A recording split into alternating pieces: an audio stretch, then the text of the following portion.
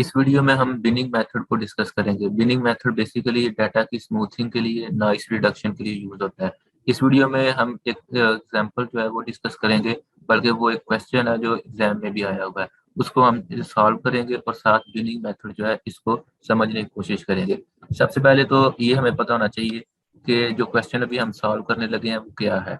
ये क्वेश्चन है जी जो एग्जाम में आया हुआ है, जिसमें बिनिंग मेथड के जरिए जो है वो नॉइस रिडक्शन कह लें या आप कह सकते हैं कि स्मूथिंग के बारे में जो है वो कहा गया है कि आप डाटा को स्मूथ करें। इसमें उसने कुछ वैल्यूज दी हुई हैं, जैसे उसने कहा कि ये प्राइस है डॉलर्स में 8, 16, 9, 15, इस तरह से। पेपर में आपको जो क्वेश्चन आ सकता है उसमें वैल्यूज चेंज भी हो सकती हैं। और जो स्मूथिंग है ये बाय बिन मीन्स भी हो सकती है और बाय बिन बाउंड्रीज भी हो सकती है। इस वीडियो में हम इस क्वेश्चन को दोनों जो है ना तरीकों से हम डिस्कस करेंगे। सबसे पहले तो ये है कि स्मूथिंग बाय मीन्स, जो कि हमारा एक्चुअल क्वेश्चन है। तो इसमें आपको जो डाटा दिया गया होगा, आपके पास वो अनसॉर्टेड डाटा होगा। आपने क्या करना है, आप उसको सॉर्ट करेंगे। जैसे ये मेरे पास डाटा है तो ये अनसॉर्टेड है, तो मैं क्या करूंगा, मैं इसको सॉर्ट करूंगा। जब आप सॉर्टिंग करेंगे तो क्या होगा कि ये वैल्यूज जो है वो एक तरतीब से आप लगा लेंगे। ठीक है, ये आपका पहला स्टेप है, आपने इसको याद रखना है। उसके बाद अगर आप देखें जो हमें क्वेश्चन दिया गया है उसमें कहा गया था कि जो बिन डेप्थ है वो 4 होनी चाहिए। मतलब कि आप कह सकते हैं कि 4 पार्ट्स होने चाहिए हर बिन के, मतलब आपके पास हर बिन में 4 एलिमेंट्स होने चाहिए। ये क्वेश्चन इस तरह से भी आ सकता है, इस तरह से भी आ सकता है कि इक्वल जो है वो उसका बिन साइज इक्वल होना चाहिए। तो फिर भी आप इक्वल नंबर्स में डिवाइड करेंगे। अब मेरे पास ये जो नंबर हमारे पास नजर आ रहे हैं ये 12 है, तो 12 को 4 के हिसाब से अगर आप करेंगे तो हमारे पास 3 बिन्स जो है वो बनेगी। तो सबसे पहले आप क्या करेंगे, इसमें इक्वल फ्रीक्वेंसी भी आप कह सकते हैं 4 बिन के साथ करें तो दोनों का एक ही बन रहा है। तो बिन 1 जो है वो मेरे पास ये आएगी, जिसमें ये पहले जो आप कह रहे हैं 4 एलिमेंट्स हैं वो आए हैं। उसके बाद बिन 2 और देन बिन 3 जो है, 3 बिन जो है वो आप इस तरह से बना लेंगे।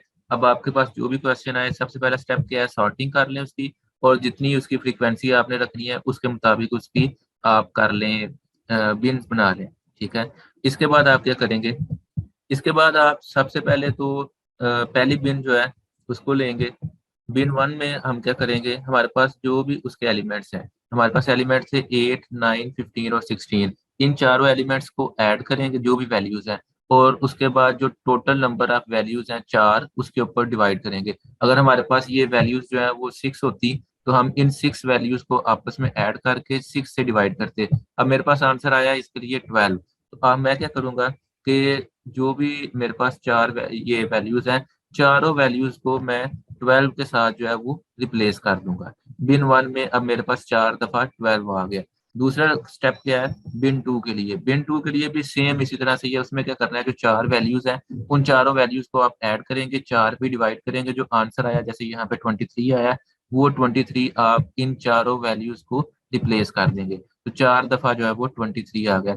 बिन 3 के लिए जो है वो भी सेम जो है वो आपका प्रोसेस होगा। चारों वैल्यूज को आप ऐड करेंगे, 4 पे डिवाइड करेंगे, जो आंसर आएगा उसके साथ आप चारों को रिप्लेस कर देंगे, और ये आपका सोल्यूशन होगा। बिन 1, 2, 3 आप पेपर में मेंशन कर देंगे कि जो स्मूथिंग बाय बिन मीन्स है उसके अकॉर्डिंग बिन 1 में ये आ रहा है, 2 ये आ रहा है और 3 में ये आ रहा है, और ये आपका फाइनल सोल्यूशन होगा। और ये जो मैंने स्टार्ट में आपको क्वेश्चन दिखाया क्वेश्चन पेपर में, वो इस यहाँ पे कंप्लीट हो गया। अच्छा जी, सेकंड जो मेथड है वो है स्मूथिंग बाय बिन बाउंड्रीज। इसमें आप क्या करेंगे, सबसे पहला स्टेप तो ये है कि आपने इसमें मिनिमम और मैक्सिमम वैल्यू जो है वो पिक करनी है।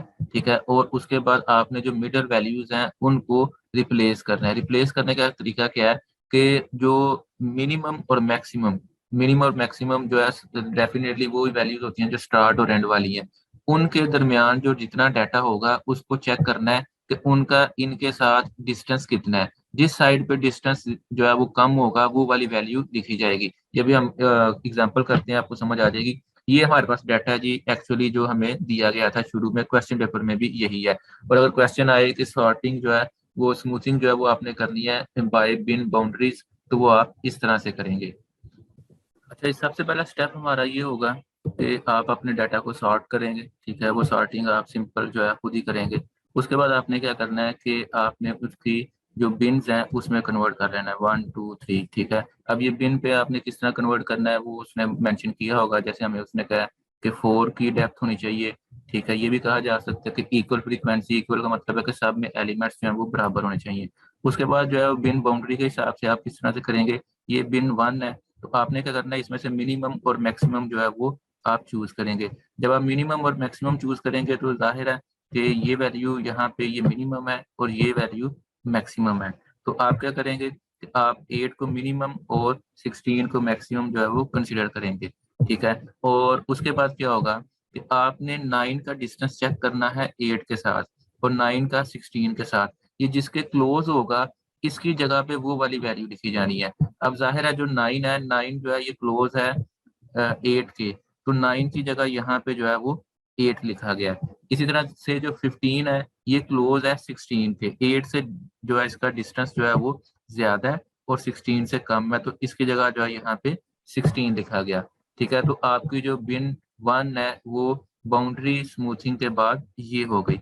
इसके बाद इसी तरह से बिन जो है वो आपके पास 2 वो इस तरह से है 21 21 24 और 26। इसको अगर आप करेंगे तो ये बनेगा मिनिमम 21 है तो इसका इसके साथ डिस्टेंस जो है वो 21 ही रहेगा, तो यहाँ पे 21 ही रहेगा। और 24 जो है ये ज्यादा क्लोज है 26 के 21 की निस्बत, तो 24 की जगह 26 जो कि मैक्सिमम वैल्यू है वो आ जाएगी।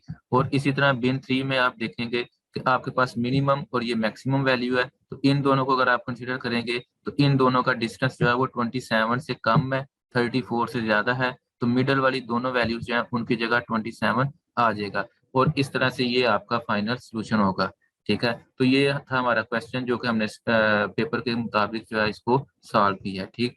इसके बाद हमारे पास मैं एंड पे आपको एक एग्जांपल आपके लिए छोड़ के जा रहा हूँ, अगर आप इसकी प्रैक्टिस करना चाहें तो आप कर सकते हैं, ठीक है। ये एग्जांपल है और एग्जांपल जो है इसके साथ ये इसका सोल्यूशन भी है, ठीक है। आप इसके बाकी स्टेप्स फॉलो करके चेक कर लीजिएगा कि क्या आपका यही सोल्यूशन आ रहा है।